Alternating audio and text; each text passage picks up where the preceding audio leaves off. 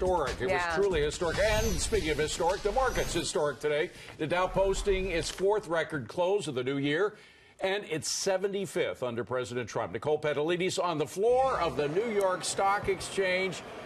Open the bottles of champagne. Here we go again. Is 2018 going to be like 2017?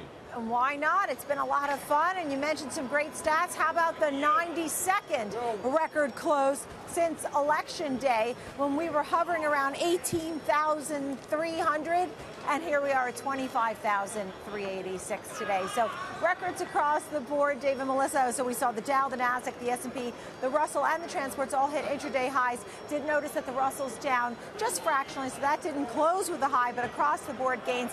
Interestingly enough, only some sectors gained. Healthcare did well, and financials were trying to hold on as well. We'll watch for some of those financial earnings later in the week. Taking a look at the 10-year Treasury bond, and this really is very telling. Moves above that 2.5% level. That's the highest in 10 months. This is all based on a stronger economy. Rising energy. We saw oil above $63, and the passage of the sweeping tax cuts. Really, you're seeing the optimism. The bond moves higher. And we got to take a look at Weight Watchers. This is the Oprah effect, which continues. Stock, after moving 12% higher yesterday, it gained another 9%.